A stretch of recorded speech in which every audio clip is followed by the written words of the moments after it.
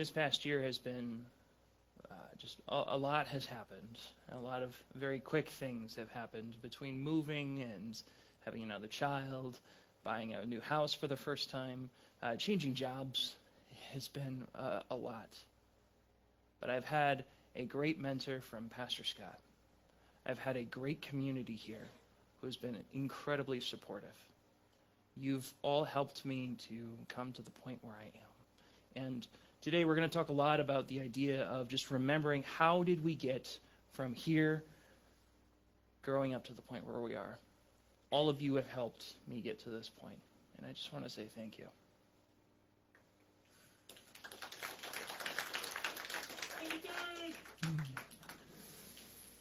I don't cry much, but it's close. You guys are going to make me start weeping on stage. All right, today we are going to continue our series.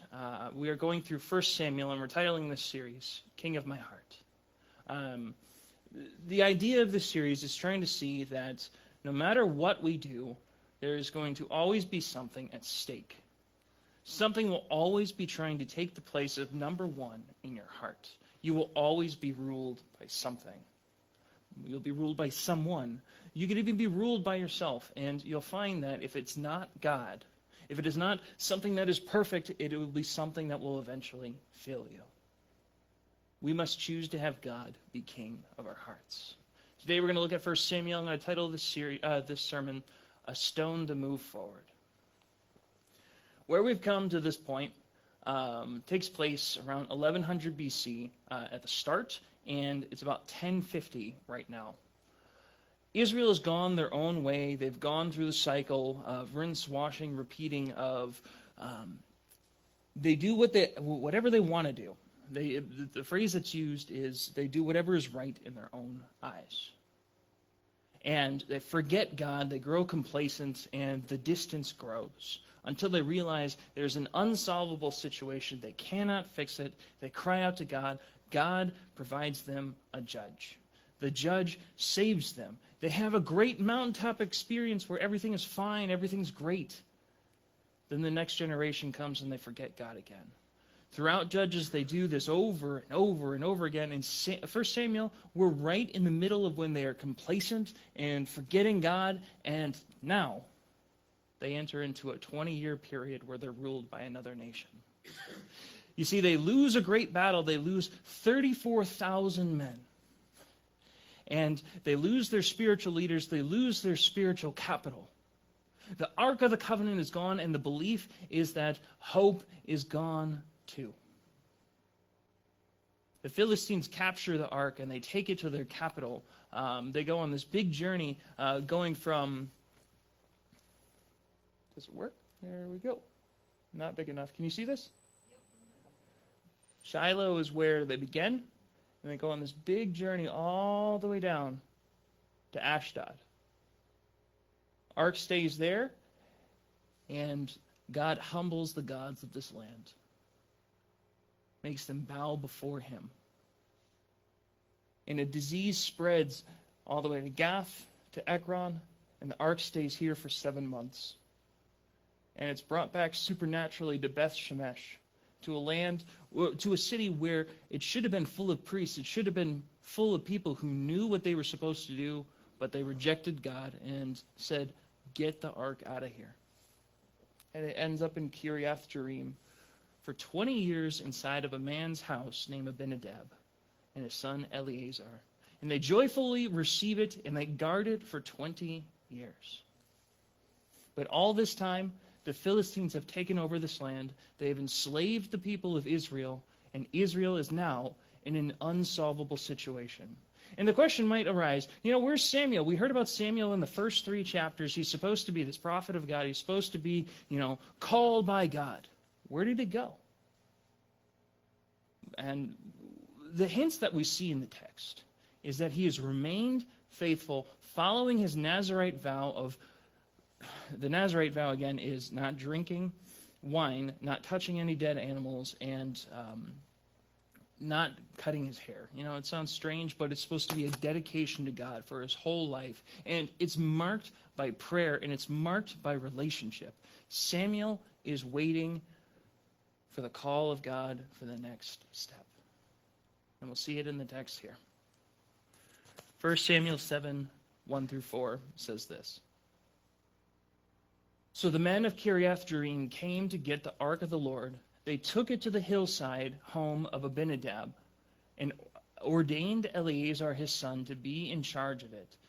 The ark remained in Kiriath-Jearim for a long time, 20 years in all. During that time, all of Israel mourned because it seemed like the Lord had abandoned them. Then Samuel said to all the people of Israel, if you want to return to the Lord with all your hearts, get rid of your foreign gods and your images of Ashtoreth. Turn your hearts to the Lord and obey him alone. Then he will rescue you from the Philistines. So the Israelites got rid of their images of Baal and Ashtoreth and worshipped only the Lord. Then Samuel told them, gather all of Israel to Mizpah, and I will pray to the Lord for you. So they gathered at Mizpah, and in a great ceremony drew water from a well and poured it out before the Lord. They also went without food all day and confessed that they had sinned against the Lord. It was at Mizpah that Samuel became Israel's judge.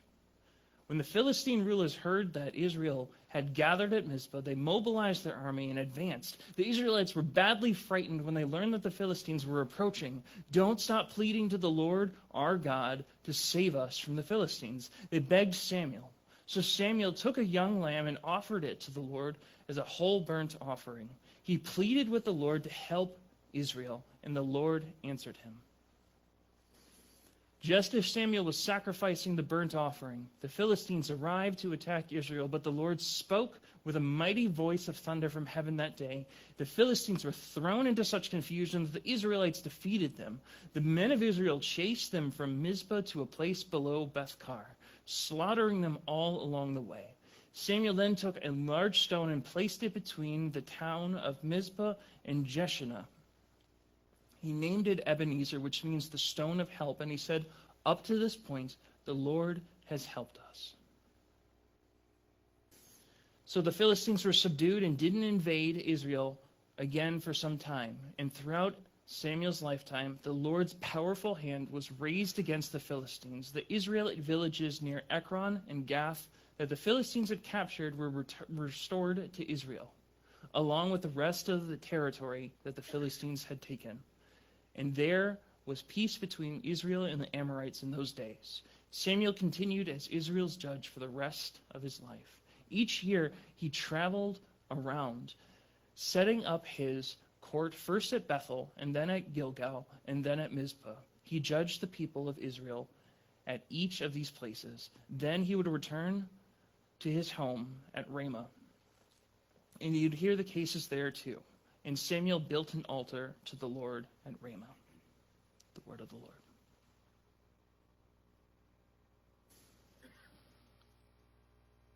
Friends, question. Have you ever seen a mountain before? No, I'm not talking like one of those mountains in Wisconsin where we manufacture snow. Have you seen a bona fide mountain before? Have you ever been on top of a mountain before? How's it feel? Does it feel good? No? That's all right. I've been on a mountain twice. Once in Israel and once in Washington. And every time that I've been on a mountain, every time I've even seen a mountain, it's both humbling and majestic at the same time. It floors you in a way because you see for miles and miles and miles the beauty of creation all around you. But you realize you're so high up and this thing is so powerful in its own right, and you are so small. But the thing is, when you're on a mountain, emotions are high and everything feels great. And when we consider this idea of a mountaintop experience, we get to these moments in our life where everything feels electric and everything feels alive, everything feels great. I had one of these moments back in high school. I've had several throughout life, but I remember this one very distinctly. I had started my first year of high school, joined the soccer team. I had been playing soccer for maybe 5 or 6 years at this point. And I wasn't necessarily good, but I wasn't bad. But I was bumped up to the sophomore team. And I found out, it wasn't because I was good. It was because there was too few people on that team. But, I got that inflated ego for a short time until I realized we were not going to win a single game all season. And we didn't win a single game all season. And you know what? Even better? We only scored 2 goals all season. But halfway through the season, I was the first one to score a goal. And after losing so many times and not scoring a single goal, when that goal was scored, everyone lost their mind. They left their positions and they all ran up the field. There was a French exchange student. He didn't know American culture of don't touch people. But he grabbed me, I was thrown on the ground and I got dogpiled and everyone was like, yeah, we did it. We still lost the game, but it was a great mountaintop of experience where it was like, man, I'm a hero and the team's going to come together and we're going to win the rest of the games going forward. We're going to score more goals. And I think it was a game or two after that point. I remember there was a corner kick that was being done on our side. Ball had just gone out and other team kicks the ball. Boom. And I'm on the goal way opposite side. I was on right here. Ball arcs just right. Clips me in the neck and rolls in the goal. I scored on myself. And I was never able to let that down. I went from hero to zero very quickly. And my team never let that go either. We lost our synergy, we lost our teamwork, and we lost our motivation. We went from that mountaintop experience of thinking, we can do this going forward, to it's gone. Happens so quick. And I think that kind of happens a lot in our lives. We get these great mountaintop experiences where, maybe at work you get a promotion. Maybe at work you get accolades. Maybe at school you get straight A's for a season, and then you hit a hard class. Or your boss yells at you at work. You name it. Something happens in life where we feel super alive, and then we have to come back down and live in the valley. This is the kind of cycle that the Israelites went through. Great times and difficult times. But when you're going down a mountain, the problem is, if we're not hanging on to the right stuff, spiritual darkness is what awaits us. In verses 1 and 2, we see what draws the Israelites away. Desires drew the Israelites away. They went their own way, did whatever they wanted to do, and God let them go that way. Distance 20 years of oppression from the Philistines. When you have something that you cannot get rid of, it feels tough, and it feels like you get further and further separated in your relationships, whether it's with somebody you know dearly, whether it's with a friend, whether it's with God even. Distance makes things tough. Direction, when you have no clear spiritual leader or place of worship, when you have no one able to help you and guide you, darkness awaits you. In determination, when you have no desire to turn back and no hope, you feel stuck. Friends, when it's just a moment, or if it's years, when we walk away from God, we will always find something to replace God with, which leads us to a place of great detriment. Something will always take place, first place in your heart. Something will always rule us. Something will always guide us. And the Israelites learned this in these 20 years. The Israelites identify an unsolvable situation and they declare it as lament. There's many different translations for this particular word, but I think that the New Living Translation handles this the best. It says that they are without hope. They feel like God has left them. It contextually grabs the idea that they feel like God has abandoned them.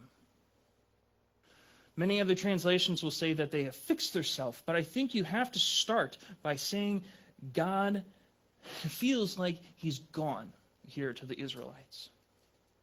When they recognize that they can't do it, they have to lament and say, I need something more than myself.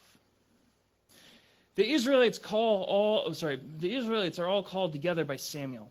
Samuel is now called forward, and he's called to be activated and lead the people in the right way. And he gives the Israelites two charges.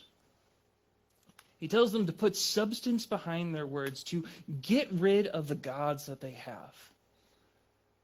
And he tells them not just to give up their stuff, but to give their heart to the Lord and to serve him only. You see, today we have this idea that we can have God and something else. But what more is that there's this hefty statistic that came out recently that the general belief is that God accepts all forms of religion, including Christianity, Judaism, and Islam, saying that there's many different ways to get to God. 45% strongly agree, 22% somewhat agree, and 6% somewhat disagree, which means 70% of this statistic say there's many ways to reach God. But what this text is calling us to is, it's saying that you can't combine multiple forms of worship and multiple avenues to reach God. There's only one way to get to him. First it says, first Samuel tells the Israelites, you need to get rid of your foreign gods. They had collected many different gods. They had all these different carvings all over. If you look at the archaeological evidence that has come up in these areas, they dig up all of these idols. Pictures of bulls, pictures of all sorts of different animals that represent forms of worship. And one particular one that comes up a lot is of Baal. He is this fertility god. He's this one that changes the seasons. And another one that comes up a lot is usually in the image of a tree or a pole or a woman. And that's the Asherah or the Ashtoreth. This one is kind of a strange one, but it's essentially because the Israelites were looking at all these different religions around them, all the different nations, they thought that God was supposed to have a wife. They thought that God was supposed to have something like a girlfriend. And they would superimpose their ideas on God and say that this is the only way to worship him. But what happens, Samuel says, you cannot rightfully and truly worship God if you have a misinterpretation of what God is supposed to be. Get rid of this. Put substance behind your words. If you're lamenting, get rid of the things that you are bringing with you. Picture, again, picture your girlfriend or boyfriend. Picture your husband or wife. If you come home with another husband or wife, or another girlfriend or boyfriend, and say, all right, guys, what's for dinner?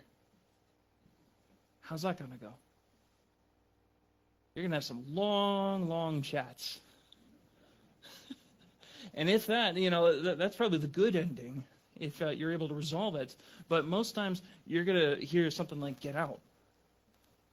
But the Israelites come before Samuel with other gods with them, with baggage that's attached to them. And thinking that their laments are going to be enough for God to move.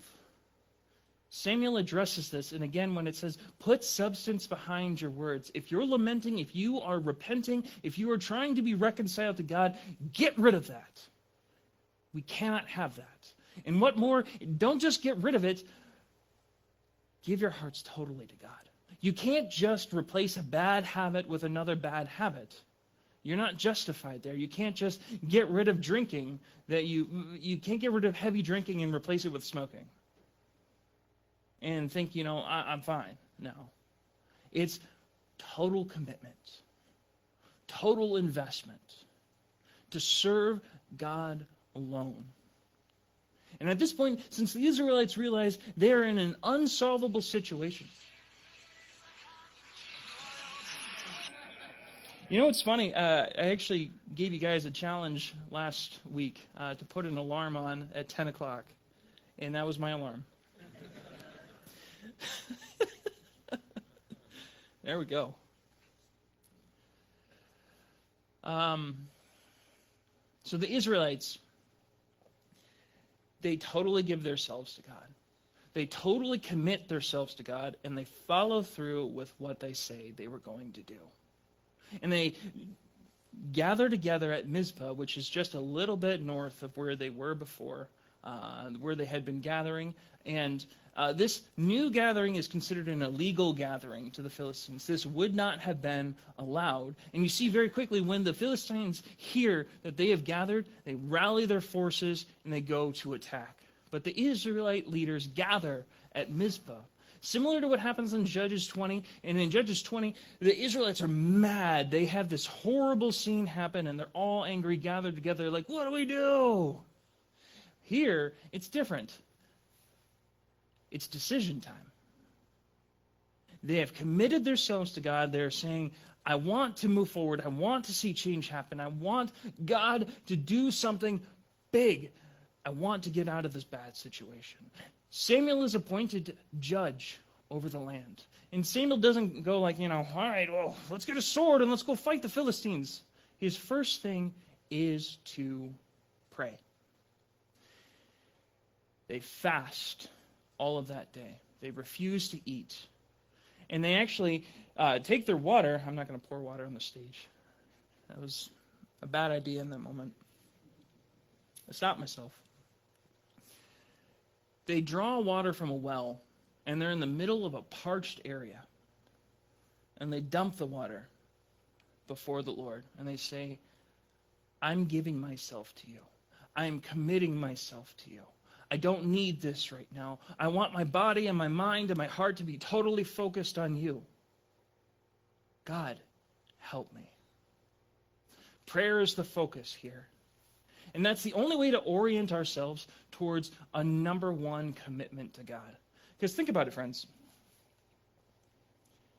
When bad stuff happens in your life, when you face health crises, when your health is failing in any aspect, when your job is at stake, when you have a major change, whether you're moving or you're losing a friend or you're getting married or you're losing a marriage, whatever kind of change happens, something is going to radically shake you. And you have a decision at that point to make. Are you going to trust God when things are going awry? The Israelites are about to be totally attacked and totally wiped out by the Philistines. And they have a decision to make. Do I trust God, or do I trust in my panic and my fear? Do I let that consume me? And at this point, they trusted that Samuel had the right direction. They trusted the leader that they had, that he had the right direction to start with prayer. And God answers in a huge way. I bring up Lord of the Rings a lot. I guess I'm a Lord of the Rings fan now, so bear with me. Right at the end of the Lord of the Rings, they're before the great enemy in Mordor. And all of the bad enemies, all of the evil force has surrounded the final army. And if you've seen the movies, you see it like there's this big circle around where the final army is. And they're closing in on them. And it feels completely hopeless. I picture the scene at Mizpah.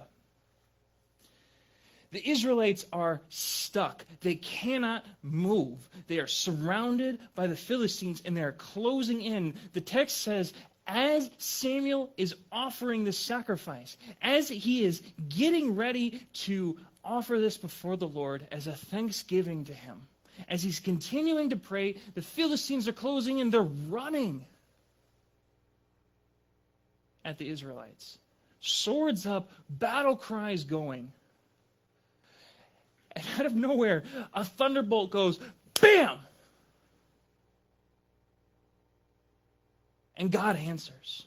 And when a meteorological event happens inside of any ancient Near East text, when you see something like that happens, that is verification that a God is at work. And the Israelites understand that God has answered them in a radical way, and the Philistines are thrown into absolute panic. The surroundedness is gone. They are fleeing straight to the sea. They are running for their life. I don't know about you, but if you're not trusting God, if you're trusting in yourself, if you're in a moment like that where you feel surrounded and stuck, you would probably be running or surrendering and saying, don't hurt me. I want my comfort. I want my security. I want my safety. But this is the thing that the Israelites had given up because they were giving it to God. Samuel prays and sacrifices. Samuel trusts in the face of danger, and the Lord answers. And the Israelites receive this mountaintop experience. And it's total victory as they totally trust in God. Again, on this map, as they're at, press the wrong button, right here. They chase them straight to the sea. Beth-kar is gone. We don't know where Beth-kar is, but it's presumed it's right around here. And then the Israelites conquer all these lands and receive their land back. They are no longer oppressed, and they are free from the things that were trapping them and consuming them. This is an answer to Hannah's prayer in 1 Samuel 2:10, which says, "Those who fight against the Lord will be shattered. He thunders against them from heaven. The Lord judges them throughout the earth. He gives power to his king. He increases the strength of his anointed one." Hannah wouldn't know that was coming, but she prayed this prayer, and God answers in this exact fashion.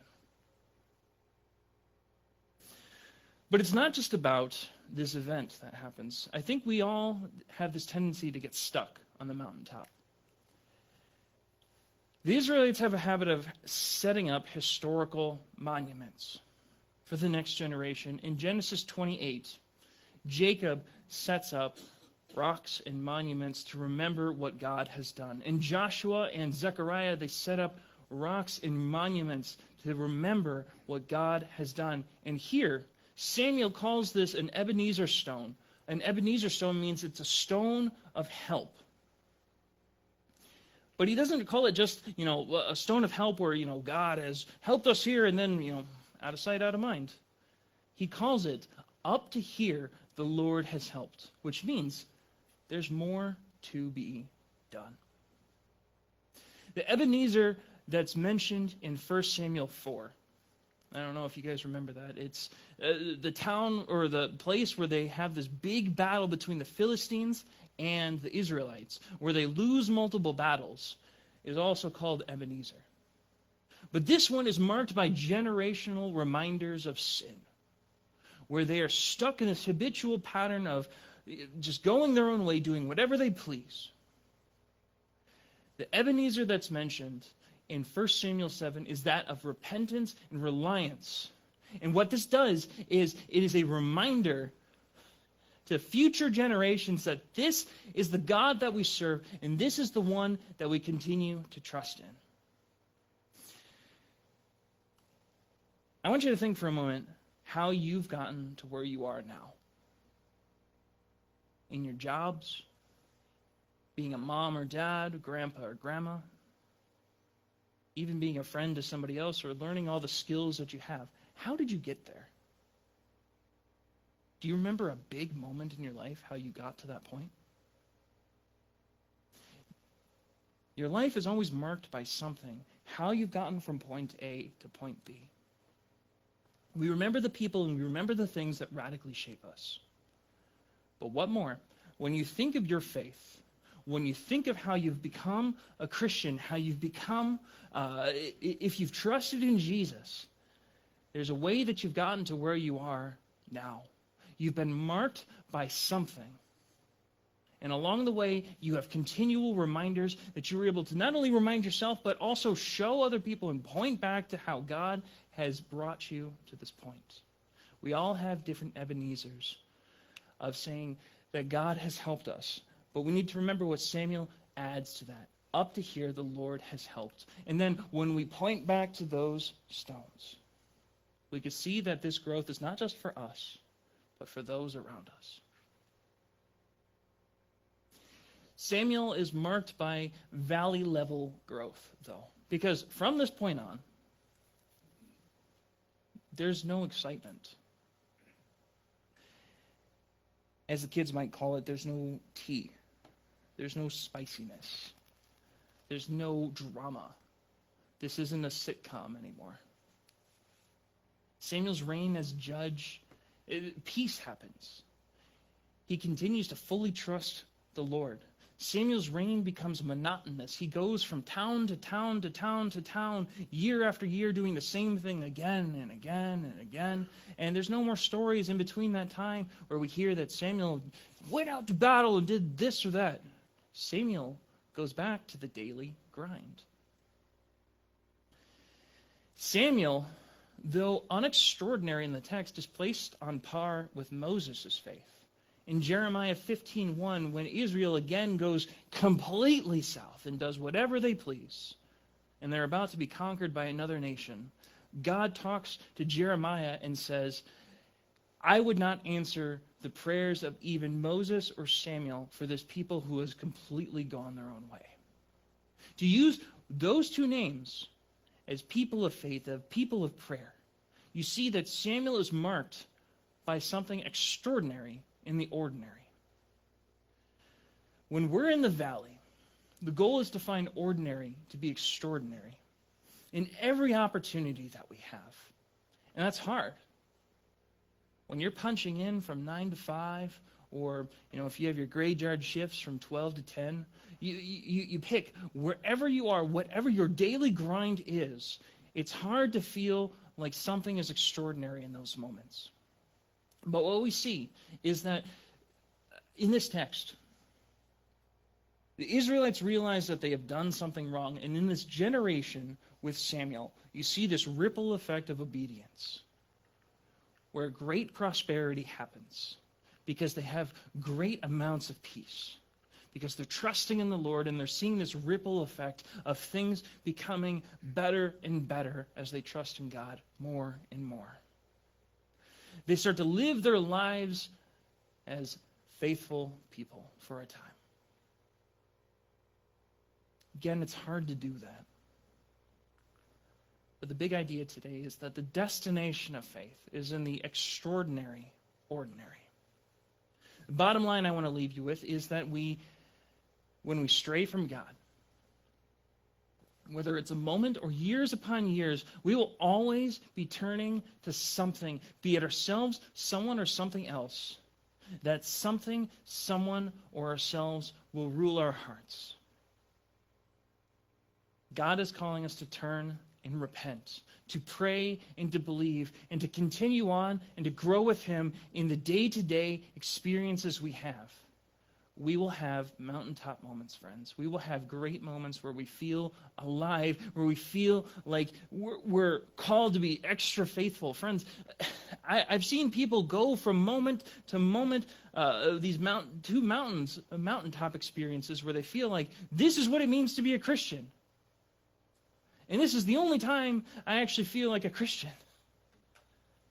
I've heard people say that they won't even pray unless they feel like it's worth God's time. And that's dangerous thinking, because God is calling us to live in that valley level growth as well.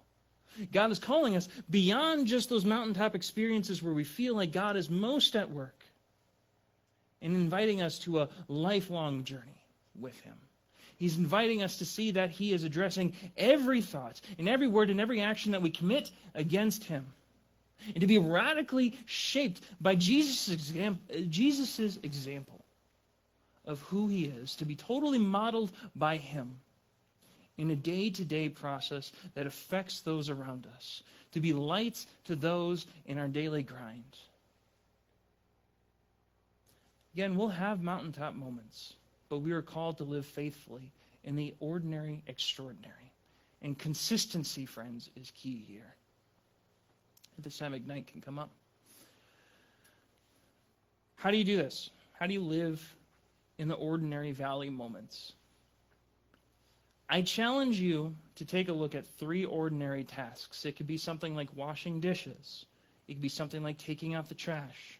It could be something as simple as standing in a line at the grocery store. Something small. Start there and grow from that point. How are these things blessings in your life?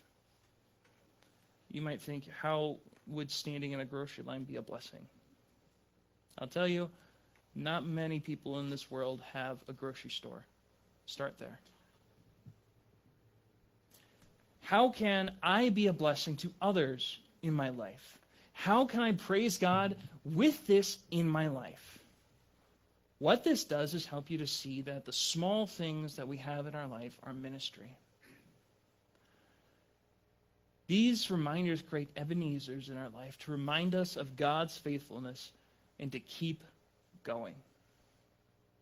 As a little bonus, when you get to those mountaintop experiences, you don't know necessarily when they'll come, but when they do, like I even think of the men's conference that we had yesterday. We heard from great speakers. We heard such encouraging messages. Here's the thing. When you get to these brilliant and shining moments, if that was a shining moment for you yesterday, men, I encourage you to take at least 3 things. Frankly, just take one thing and apply that to your valley moments in your life, because you're going to go back down. You're going to experience the daily grind again. You're going to get to moments where you feel like you're stuck. You're going to get to moments where you feel like everything's falling apart.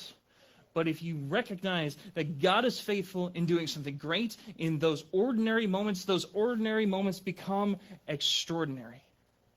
And God is leading us to have that extraordinary, ordinary life. That's what I want to leave you guys with today. If you need prayer this morning, I will be up front. Brian will be up here. And Pastor Scott will be in the back. But please join us for singing our final song.